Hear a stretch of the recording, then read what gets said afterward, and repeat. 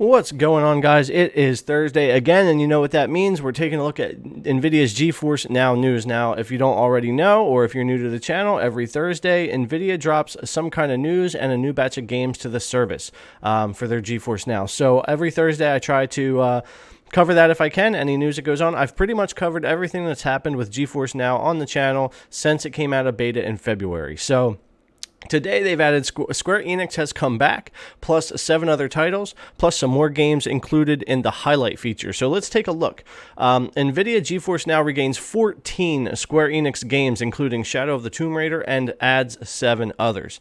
NVIDIA's Geforce Now game streaming service enjoys its share in the now crowded game streaming market on the fact that it was one of the first to appear for end consumers right out of beta. The service started beta testing for Android last year and opened up for everybody in February, and really this service has been going on for many years in beta. NVIDIA has a pledge to announce new games for Geforce Now every week, which is what I was just saying, every Thursday, and over the past weeks it has kept that promise so far. This week, NVIDIA is giving Geforce Now 21 returning titles from Square Enix, like Shadow of the Tomb Raider, as well as 7 new additions. The big news for this week is the return of Square Enix to the platform, along with 14 of its popular titles. NVIDIA says that more are on the way, so that is definitely something to look forward to.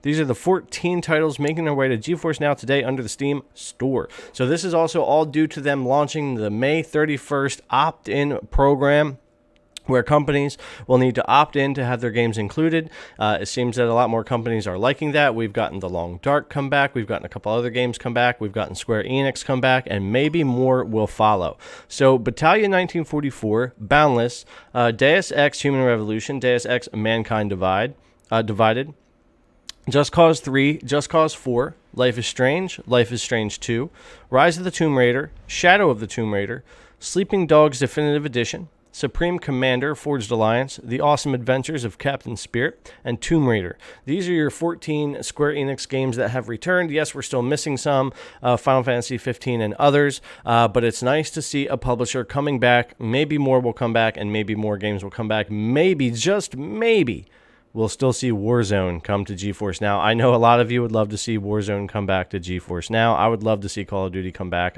That's the first game. The first games I was playing on Geforce Now were Call of Duty, Overwatch, and when they left, it really did suck. But maybe there's hope that they will come back. For new additions to the Steam store, these are the 7 new games added this week. To Steam is Hard Space Shipbreaker. Now, this is a new game. Let me know if anybody's tried this out. It looks pretty cool, but I haven't tried it. Let me know if it's worth my time. Automation, the car company tycoon game, A Power of Seasons. And then on the Epic Game Store, we've got Paladins, Samurai Showdown, Neo Geo Collection, Satisfactory, and Smite.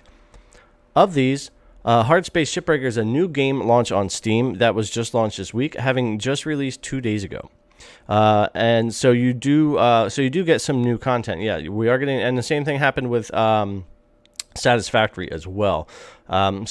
Here's links to the other launches, which I have covered these every single week anyway on the channel. So NVIDIA is also expanding the highlights feature to more games. So this is really cool. If you're not familiar, the highlights feature uses a process to automatically capture cool moments in games for you, so you don't have to remember to hit record or interrupt your gameplay or your zone to get content. So highlights is pretty cool, and them bringing that to Geforce Now, it's been a part of the GPUs for a long time. Them bringing that to Geforce Now is really awesome.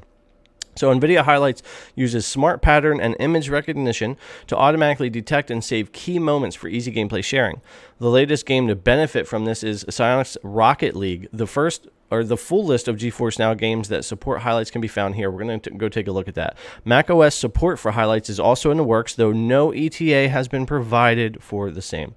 NVIDIA is also working on bringing Geforce Now support on Android TVs at large, with an early access official release in the cards for the future.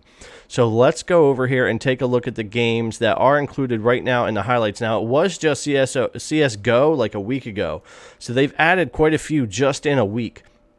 So these are the games that are supported by highlights and are available to play now on Geforce Now. Atom RPG, Counter-Strike Global Offensive, that was the first game to get highlights last week.